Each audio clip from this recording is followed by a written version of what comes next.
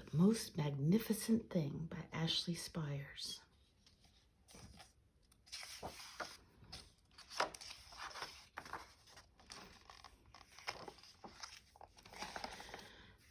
This is a regular girl and her best friend in the whole world. They do all kinds of things together. They race, they eat, they explore, they relax. She makes things and he unmakes things. One day the girl has a wonderful idea. She is going to make the most magnificent thing. She knows just how it will look. She knows how it will work. All she has to do is make it, and she makes things all the time, easy peasy.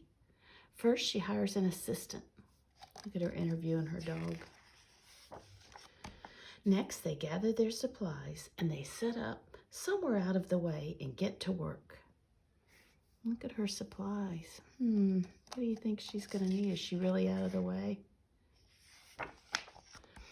The girl tinkers and hammers and measures while her assistant pounces and growls and chews.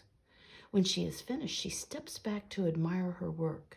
She walks around one side and her assistant examines the other side. It doesn't look right. Her assistant picks it up and gives it a shake. It doesn't feel right either. They are shocked to discover that the thing isn't magnificent or good. It isn't even kind of sort of okay. It is all wrong. The girl tosses it aside and gives it another go. She smooths and wrenches and fiddles. Her assistant circles and tugs and wags. When she is finished, she stands up and takes a long look at it. Her assistant gives it a nudge with his paw. The thing is still wrong. She decides to try again. The girl saws and glues and adjusts. She stands and examines and stares. She twists and tweaks and fastens. She fixes and straightens and studies. She tries all different ways to make it better. She makes it square. She makes it round. She gives it legs. She adds antenna. She makes it fuzzy. She makes it long, short, rough, smooth, big, small. One even smells of stinky cheese, but none of them are magnificent. Her hard work attracts a few admirers, but they don't understand. They can't see the magnificent thing that she has in her mind, and she gets mad.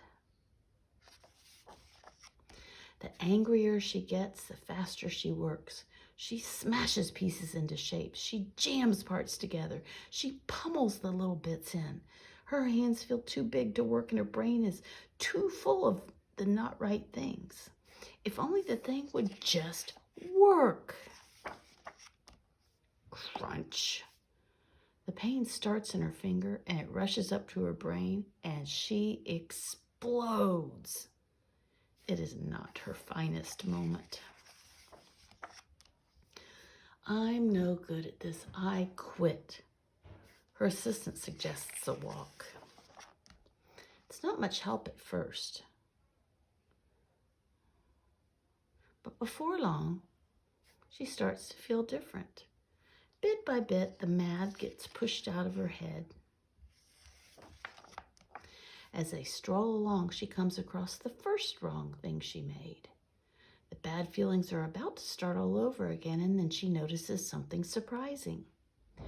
There are some parts of the wrong things that are really quite right. The bolts on one, the shape of another, the wheel-to-seat ratio of the next. There are all sorts of parts that she likes. By the time she reaches the end of the trail, she finally knows how to make the thing magnificent.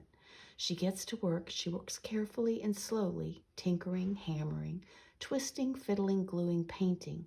Her assistants make sure there are no distractions. This one's all wet. This will stop that leak. This is the perfect thing to ward off bears. The afternoon fades into evening, and finally she finishes. She alerts her assistant. The pair take a good long look. It leans a little to the left, and it's a bit heavier than expected. The color could use a bit of work too, but it's just what she wanted. They climb aboard and take it for a spin. They are not disappointed. It really is the most magnificent thing. Look at that. She made a sidecar for her little assistant dog. The most magnificent thing. Do you ever get mad when things don't work the way you think they should? Maybe you can go take a walk and try to look at things again. That sure happened to her, didn't it?